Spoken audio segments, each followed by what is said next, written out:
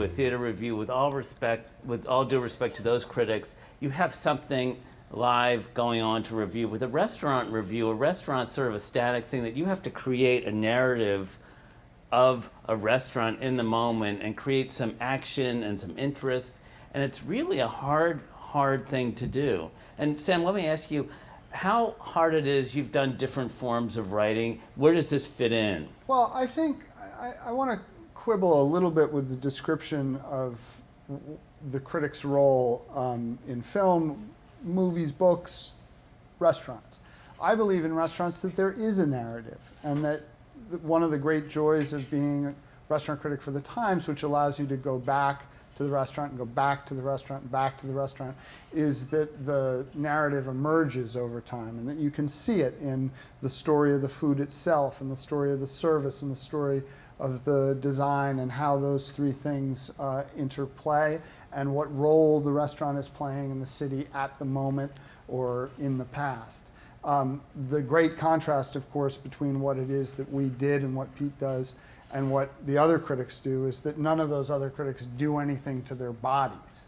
We actually are doing something quite harmful to our bodies. But can I also say, I think that, I also agree, I don't think it's hard to do, but I think that the big distinction between what we do and what other critics do is when Manola reviews a film, she knows that the audience is going to see the same film she saw. Right. We know no one can ever replicate your experience, and we have no way of knowing, what's going to happen to you when you go to this restaurant. They can go on a great night, on a terrible night.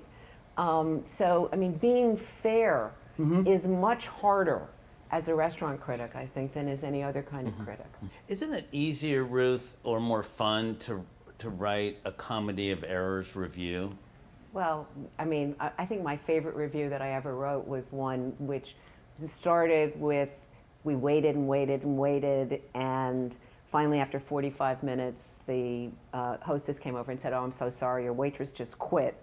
And it went from there to there, pouring hot sake all over me, trying to mop that up, pouring over spilling the entire water pitcher onto the table, completely messing everything up. And the final indignity was when we left, they couldn't find my coat. It was just... Didn't you say, yes, this is great? I thought, oh, this is so fantastic. And I wrote it, I wrote everything that happened, and they ended up taking out a full page on the back of the dining section, reprinting the entire review and just saying at the top, "Please come back, we've changed." But it was like, it was just a given. Oh yes, this is so great. This is just wonderful copy. Do they still exist? Did people come back? No. They do not. Did you ever go back? No. And we also have a mystery guest, our current dining critic, Pete Wells. And I thought maybe we could put like a chair here with a big question mark or something. Let's talk about the life you have chosen. I went online today, and there's a picture of you right there. Anyone here could do that.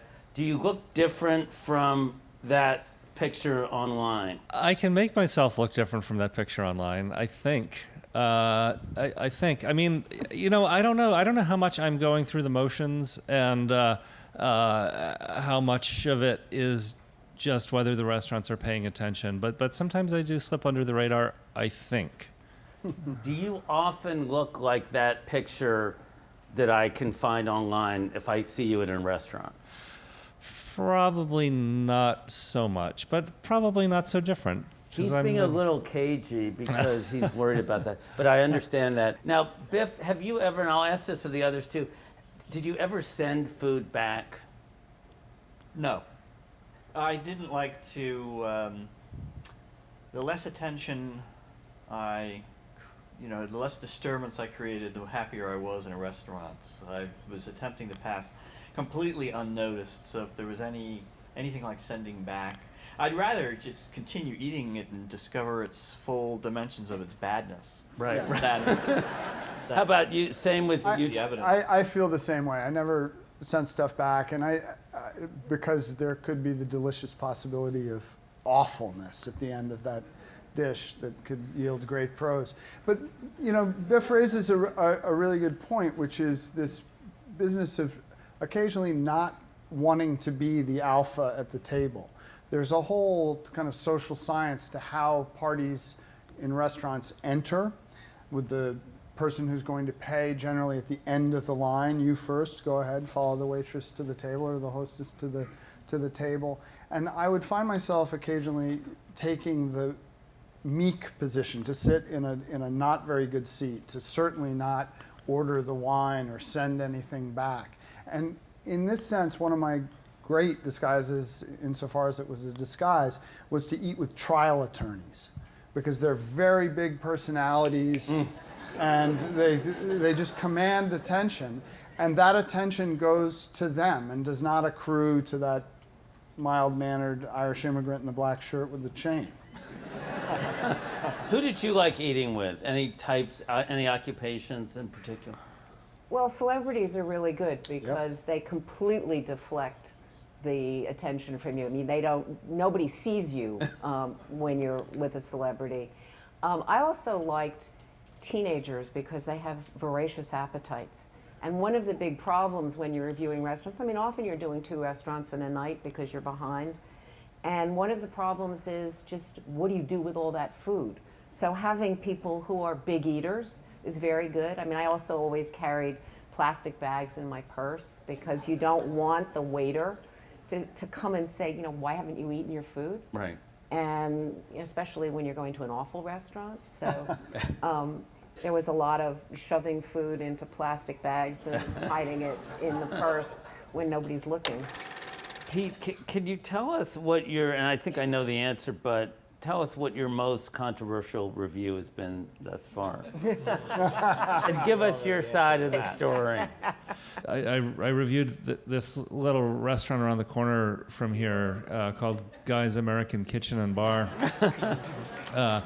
And that was just, I didn't think it would be controversial, but the controversy there was, why did you do this? Why did you write about this? There weren't too many people saying, oh, you got this absolutely wrong. This place is not nearly as terrible as you said it is. How many people here read that review? Oh, almost. And how many thought it was too mean? No, you got a lot of fans that's here. That's a goose egg. Are there people who thought it was too mean? Are there anywhere? Oh, you can Yes. see them. Sure, you can see them even in the comments on our website. People, and then believe me, I got some mail. When people can't even spell the 4-letter words they're throwing at you, you stop reading. But I want to ask you all one more thing while people are preparing their questions. That is, it's your last day in New York, or your last meal. Where would you go, and what would you eat? Starting with Biff. Well, because it's close to my house, there's just this little bistro called Tournesol near the Midtown Tunnel. It's in Long Island City. It's not too far. I live in Astoria, so it's not a big... And I know it will be rock solid and dependable.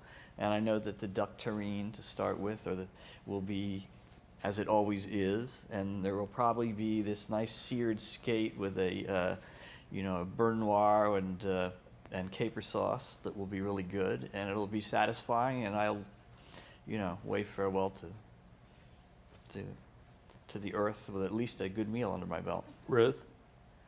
Am I paying for it, or is somebody else paying for it? Someone else is paying for it. Well, then I will probably go to Masa, because I don't think I can ever afford to go there again on my own dime. But I think about it.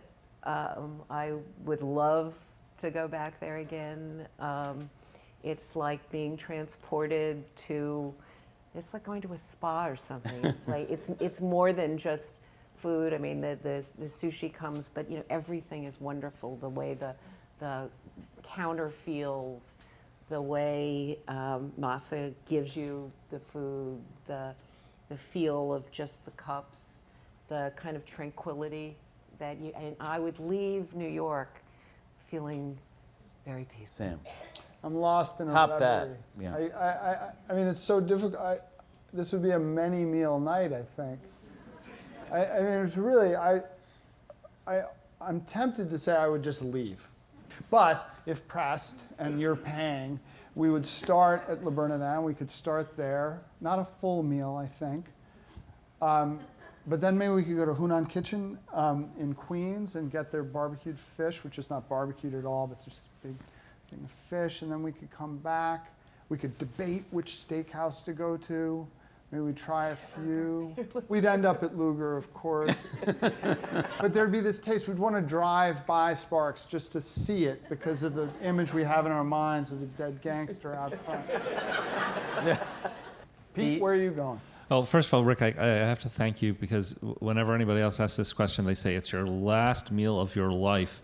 And I sit there thinking like, well, what am I dying of? Like, it makes a difference. Am I like really sick, or is somebody going to shoot me? Like, and I never answered.